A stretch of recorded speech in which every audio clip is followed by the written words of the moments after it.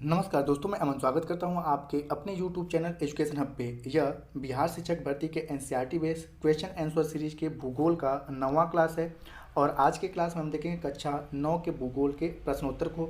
और आज के इस क्लास में हम 3 अध्याय के प्रश्नोत्तर को लेकर आए हैं, तो जिसमें कि कक्षा 9 का पहला अध्याय है भारत, आकार और स्थिति। इससे कुल 7 प्रश्न हैं। तो चलिए देखते हैं यहाँ पर पहले प्रश्न को। तो यहाँ पे पहला प्रश्न है कि निम्नलिखित में से कौन सा कथन सत्य है, नीचे दिए गए कूट का प्रयोग कर सही उत्तर को चुनिए।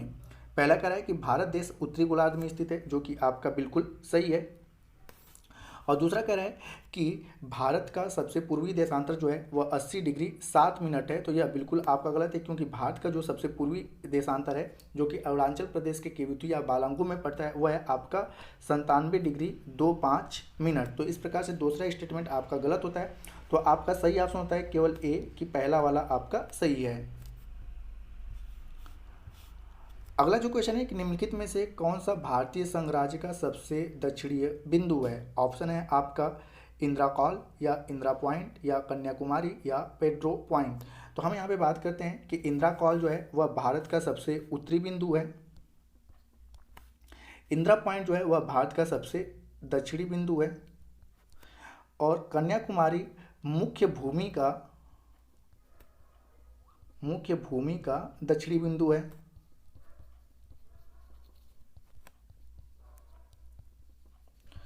और पेट्रो पॉइंट जो होता है, पेट्रो पॉइंट बेसिक तौर पे आपका जो है वह आपके श्रीलंका में स्थित है। ठीक है, पेट्रो पॉइंट कहाँ पे स्थित है? श्रीलंका में।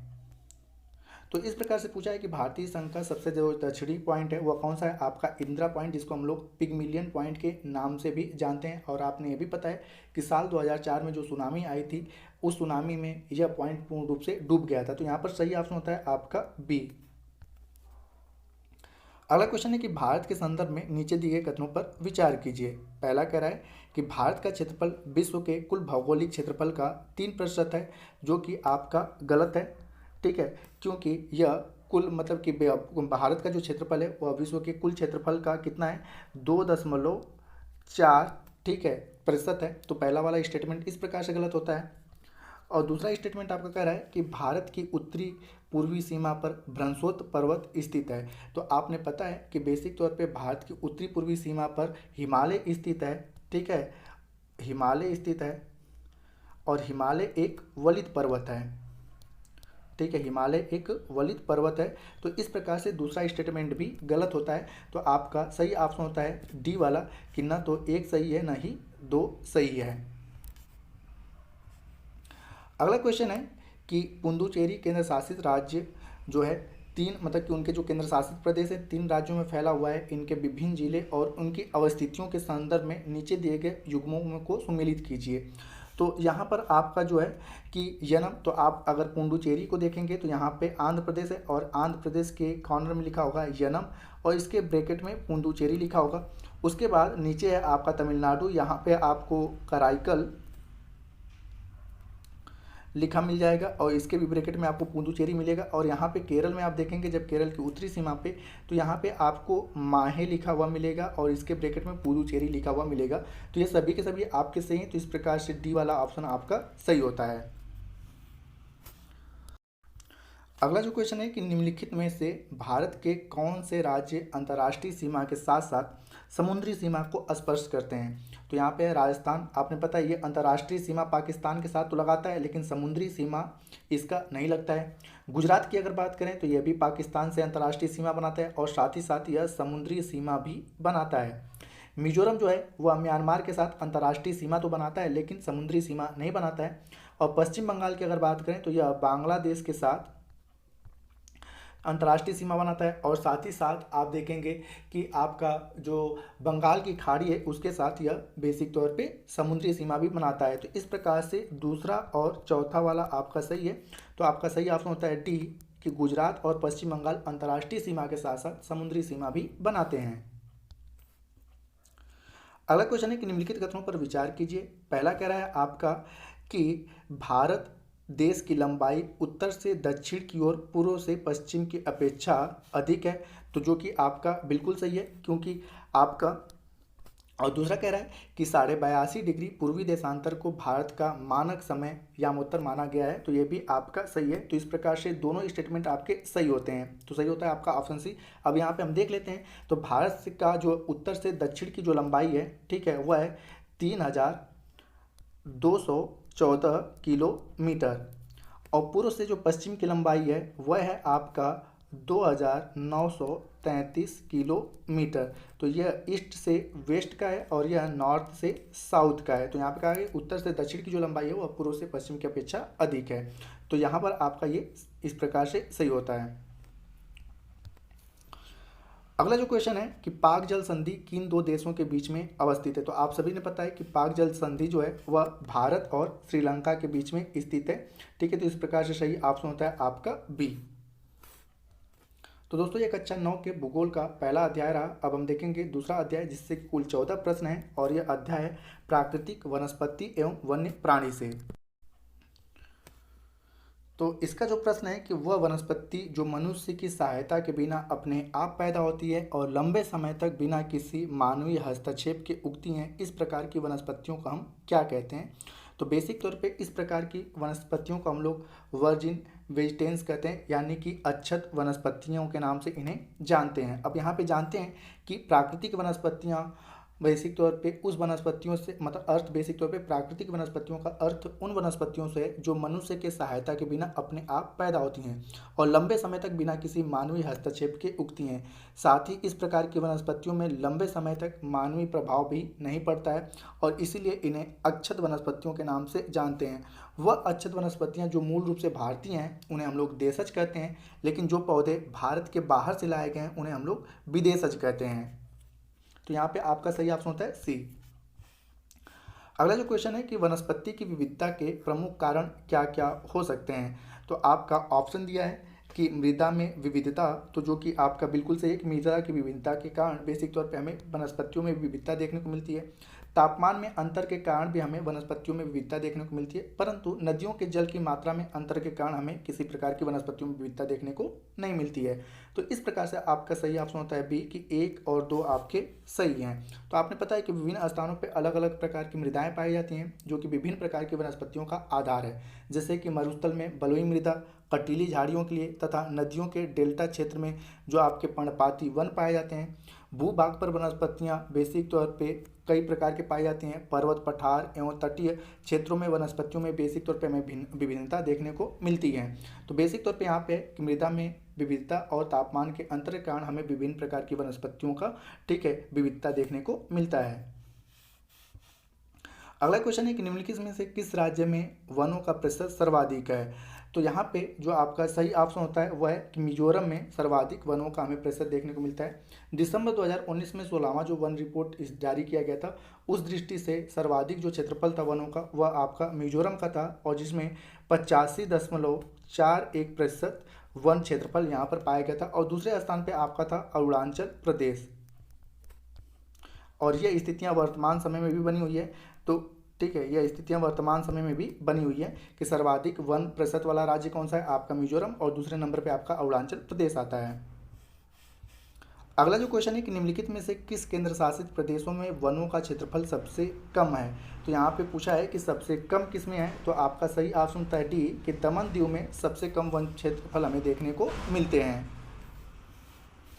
अगला क्वेश्चन है कि उष्णकटिबंधीय सदाबहार वन भारत के किन किन क्षेत्रों में पाए जाते हैं। तो यहाँ पे है पहला कि पश्चिमी घाट के पूर्वी ढाल पर, तो पश्चिमी घाट के पूर्वी ढाल पे हमें बेसिक तौर पे पर्णपाती वन या कटीली झाड़ियाँ देखने को मिलती है, तो इस प्रकार से आपका यह गलत होता है। दूसरा है कि अंडमान और निकोबार द्वीप समूह में, तो यह बिल्कुल आपका सही है। अरावली पर्वत श्रृंखला में भी हमें कटीली झाड़ियाँ देखने को मिलती हैं क्योंकि यह राजस्थान के क्षेत्र में स्थित है, तो यह भी स्टेटमेंट आपका गलत है। और चौथा कह रहा है कि उत्तर पूर्व क्षेत्र की पहाड़ियों पर, ठीक है, तो ये भी आपका सही है। तो यहाँ पे बेसिक तौर पे भारत में जो सदाबहार वन देखने को मिलते हैं दिए गए ऑप्शन के अकॉर्डिंग दूसरा और चौथा जो है वह सही है। साथ ही साथ अगर आपसे कह देता कि पश्चिमी घाट के पश्चिमी ढाल पर अगर यहाँ पे दिया रहता तो पहला वाला स्टेटमेंट भी आपका सही हो जाता। तो यहाँ पर जो इसके अकॉर्डिंग आपका जो सही ऑप्शन होता है वो सही होता है आपका तीसरा वाला कि 2 और 4 स्टेटमेंट आपके सही हैं। अगला क्वेश्चन कह रहा है कि निम्नलिखित में से कौन सा कथन उष्णकटिबंधीय सदाबहार वनों के संदर्भ में सही है। तो पहला कह रहा है आपका कि ये वन शीत और शुष्क प्रदेश में पाए जाते हैं, तो जो कि बिल्कुल गलत है। बेसिक तौर पे यह ऐसे स्थानों पर पाए जाते हैं जहाँ पे आर्द्रता होती है,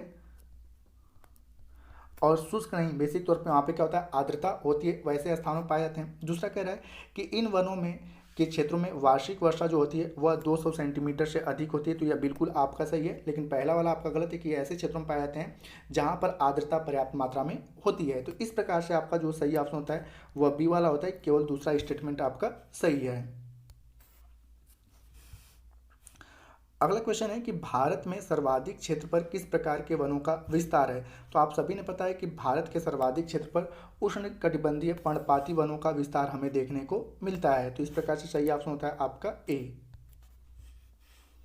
अगला क्वेश्चन है कि चंदन, आंवला, महुआ, सागौन, बांस आदि प्रजातियों के वृक्ष किस प्रकार के वनों में पाए जाते हैं। तो अगर इनकी हम बात करें तो यह बेसिक तौर पे आर्द्र पर्णपाती वनों में पाए जाते हैं, तो ये इनके एग्जाम्पल हैं। अगर हम आगे की बात करें तो आर्द्र पर्णपाती वन बेसिक तौर पे ऐसे क्षेत्रों में पाए जाते हैं जहां पर ठीक है औसत वार्षिक वर्षा 100 सेंटीमीटर से लेकर 200 सेंटीमीटर के बीच में होती है। ये वन भारत देश के पूर्वी भाग, उत्तरी भाग और पूर्वी राज्य जैसे कि हिमालय के गिरिपाद प्रदेश, झारखंड, छत्तीसगढ़ तथा पश्चिमी घाट के पूर्वी ढाल पर पाए जाते हैं।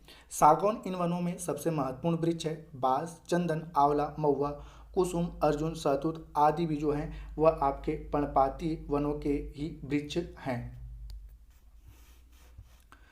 अगला जो क्वेश्चन है कि उष्णकटिबंधीय पर्णपाती वनों के संदर्भ में विचार कीजिए, और यहाँ पे कहा गया कि उपयुक्त में से कौन सा कथन सत्य है। तो यहाँ पे पहला कह रहा है कि इन वनों को बेसिक तौर पे हम मानसूनी वन भी कहते हैं, तो बिल्कुल आपका सही है कि उष्णकटिबंधीय पर्णपाती वनों को हम मानसूनी वन इसलिए कहते हैं क्योंकि मानसून के आगमन के दौरान ही यहाँ पर वर्षा होता है।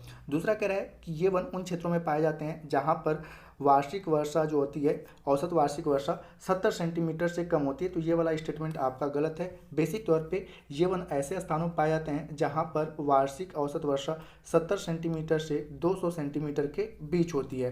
तो इस प्रकार से आपका जो ऑप्शन होता है वह केवल पहला सही होता है कि ए वाला आपका ऑप्शन सत्य है।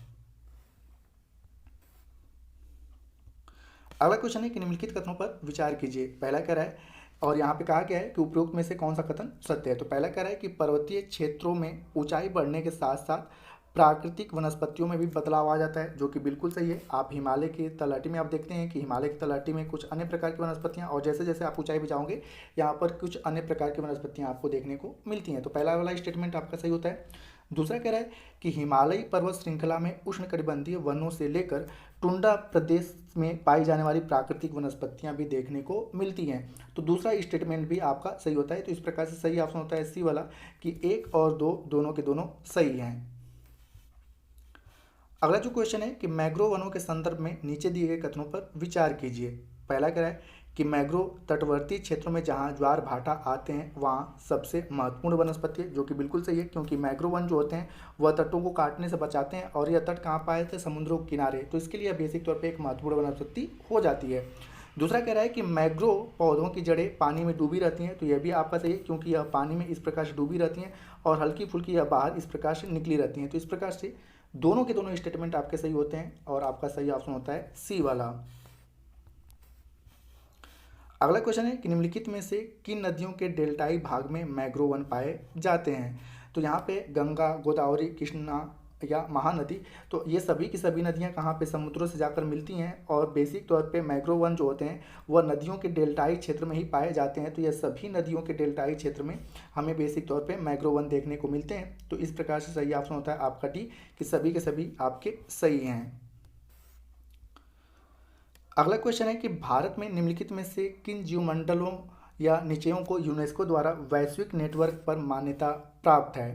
तो यहाँ पे है आपका कि नंदा देवी, जो कि बिल्कुल आपका सही है, ठीक है। और दूसरा कह रहा है नीलगिरी, तो इसको भी वैश्विक यूनेस्को के वर्ल्ड हेरिटेज साइट में इसको शामिल किया गया है। सुंदरवन को भी शामिल किया गया है और मन्नार की खाड़ी को भी शामिल किया गया है। तो इस प्रकार से आपका सही ऑप्शन होता है डी वाला कि इन सभी को ठीक है यूनेस्को द्वारा वैश्विक नेटवर्क पर मान्यता प्राप्त है।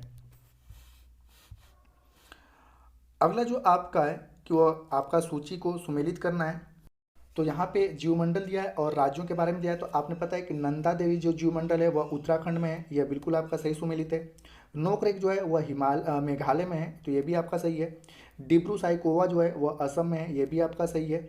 और अगस्ता मलाई आपका केरल में है, तो ये भी आपका सही है। तो ये पूरा का पूरा आपका सही सुमेलित है। तो दोस्तों ये था कक्षा 9 के भूगोल का दूसरा अध्याय। अब हम आएंगे कक्षा 9 के भूगोल के तीसरा अध्याय पे, जो कि जनसंख्या है, और इसमें कुल आपके 8 प्रश्न हैं। तो यहाँ भी जो पहला प्रश्न है कि भारत में जनगणना सर्वप्रथम कब हुई थी, तो ऑप्शन है 1881 में, 1885 में, या 1872 में, या 1884 में। तो भारत में जो पहली बार जनगणना हुई थी वह हुई थी साल 1872 में। ठीक है। और अगर आपसे यही पूछते कि भारत में पहली बार नियमित रूप से जनगणना कब हुई थी, नियमित अगर लगा दे तो 1881 से भारत में नियमित रूप से जनगणना की शुरुआत की गई। लेकिन भारत में जो पहली बार जनगणना शुरू की गई थी वह था साल 1872 का। तो इस प्रकार से आपका सही ऑप्शन होता है सी। अगला क्वेश्चन है कि 2011 के जनगणना के अनुसार सबसे अधिक जनसंख्या वाला राज्य कौन सा है। तो आप सभी ने पता है कि उत्तर प्रदेश जो है वह सबसे अधिक जनसंख्या वाला राज्य है। अगला क्वेश्चन है कि भारत के पड़ोसी देशों में किसका जनसंख्या घनत्व तो भारत से अधिक है। तो यहाँ पर भी आपने पता है कि बांग्लादेश का जो जनसंख्या घनत्व है वह भारत से आपका अधिक है। यहाँ पे अगर हम बात करें कि बांग्लादेश का जो जनसंख्या घनत्व है वह है आपका 11, मतलब कि आपका 1106। ठीक है, 1106 बांग्लादेश का जनसंख्या घनत्व। और जनसंख्या घनत्व किसे कहते हैं, तो प्रति वर्ग किलोमीटर में रहने वाले लोगों की संख्या को हम लोग क्या कह लेते हैं, जनसंख्या घनत्व। और भारत का जो जनसंख्या घनत्व वह कितना है, 382। ठीक है, व्यक्ति। तो आप देख सकते हैं कि सबसे अधिक जनसंख्या घनत्व वाले जो भारत के पड़ोसी देश है उसमें बांग्लादेश का नाम आता है। अगला क्वेश्चन है कि निम्नलिखित में से कौन सा एक जनसंख्या वृद्धि का परिणाम दर्शाता है। तो यहाँ पर जो जनसंख्या वृद्धि का परिणाम दर्शाता है उसका सबसे सटीक व्याख्या कर रहा है बी वाला ऑप्शन, कि प्रत्येक वर्ष लोगों की संख्या में होने वाली वृद्धि को ही हम लोग क्या कहते हैं, जनसंख्या वृद्धि कहते हैं। तो यहाँ पर बेसिक तौर पे कि आपका बी वाला ऑप्शन सही होता है। अगला क्वेश्चन है कि निम्नलिखित कथनों पर विचार कीजिए, और यहाँ पे दिया है कि उपरोक्त में से कौन सा कथन सही है। तो यहाँ पर पहला कह रहा है कि एक वर्ष में प्रति 1000 व्यक्तियों में जितने जीवित बच्चों का जन्म होता है उसे हम जन्म दर कहते हैं। तो यह जन्म दर का सबसे अच्छा डिफिनीशन है। दूसरा कह रहा है कि भारत में हमेशा जन्म दर मृत्यु दर से अधिक रही है। तो यह भी स्टेटमेंट आपका सही है। तो इस प्रकार से आपका सही ऑप्शन होता है सी वाला, कि पहला और दूसरा स्टेटमेंट आपका सही है। अगला क्वेश्चन है कि भारत सरकार ने व्यापक परिवार नियोजन कार्यक्रम की शुरुआत कब शुरू की थी। तो भारत सरकार के द्वारा परिवार नियोजन कार्यक्रम की शुरुआत साल 1952 में की गई थी। ठीक है, तो यहाँ पे होता है आपका सही ऑप्शन बी वाला, कि 1952 में की गई थी। अगला क्वेश्चन है कि राष्ट्रीय जनसंख्या नीति के संदर्भ में दिए गए कथनों पर विचार कीजिए। तो यहाँ पे पहला है कि राष्ट्रीय जनसंख्या नीति साल 2000 में लागू की गई, यह बिल्कुल आपका सही है। दूसरा कह रहा है कि इस नीति के तहत 18 वर्ष से कम आयु के बच्चों को निःशुल्क शिक्षा प्रदान करने की व्यवस्था की गई थी। तो ये स्टेटमेंट आपका गलत है, क्योंकि बेसिक तौर पे ये जो व्यवस्था की गई थी वह आपका NEP द्वारा, नेशनल एजुकेशन पॉलिसी के द्वारा किया गया था। ठीक है, तो आपका यह स्टेटमेंट राष्ट्रीय जनसंख्या नीति के संदर्भ में नहीं है। तो आपका सही ऑप्शन होता है केवल एक वाला आपका सही है। तो जानते हैं कि जैसा कि आपको पता है कि भारत में राष्ट्रीय जनसंख्या नीति साल 2000 में लागू की गई थी, और यहाँ पर है कि बेसिक तौर पे राष्ट्रीय जनसंख्या नीति के तहत इसमें ये भी कहा गया था कि यहाँ पर 18 वर्ष के बच्चे नहीं, मतलब यहाँ पे कहा गया था 14 वर्ष तक के बच्चों को निःशुल्क शिक्षा का प्रावधान, और इसी चीज़ को आगे चल के NEP में भी जोड़ा गया। तो यहाँ पर 18 वर्ष लिखा गया है, जिसके कारण यह वाला स्टेटमेंट आपका गलत होता है। तो यहाँ पे आपका सही ऑप्शन होता है ए। अगला क्वेश्चन है कि निम्नलिखित में से कौन सा कथन लिंग अनुपात को सही तरीके से परिभाषित करता है। तो आप सभी लोग जानते हैं कि प्रति 1000 पुरुषों पर महिलाओं की संख्या को हम लोग क्या कहते हैं, लिंगा अनुपात के नाम से जानते हैं। तो इस प्रकार से आपका सही ऑप्शन होता है बी वाला। तो दोस्तों यह कक्षा 9 के भूगोल का 3 चैप्टर रहा। बाकी के जो चैप्टर हैं उसको 1 से 2 वीडियो में हम कवर करने की कोशिश करेंगे। उसके बाद हम लोग कक्षा 10 के भूगोल पर आएंगे। साथ ही साथ अन्य सब्जेक्टों को भी हम लेकर आ रहे हैं, जैसा कि आपने पता है कि हमने विज्ञान का भी सीरीज शुरू कर रखा है, और उसके बाद जल्दी हम इतिहास की भी सीरीज को शुरू करेंगे। तो उम्मीद करता हूँ कि आपको यह वीडियो पसंद आया होगा। वीडियो पसंद आया तो वीडियो को लाइक करें, कमेंट करें तथा अपने दोस्तों के साथ शेयर करें, और चैनल पर नए हैं तो चैनल को सब्सक्राइब अवश्य करें। तथा इस PDF को प्राप्त करने के लिए आप हमारे टेलीग्राम से जुड़ सकते हैं, जिसका लिंक वीडियो के डिस्क्रिप्शन में दिया हुआ है। तो वीडियो के अंत तक बने रहने के लिए धन्यवाद। मिलते हैं जल्दी नेक्स्ट वीडियो में।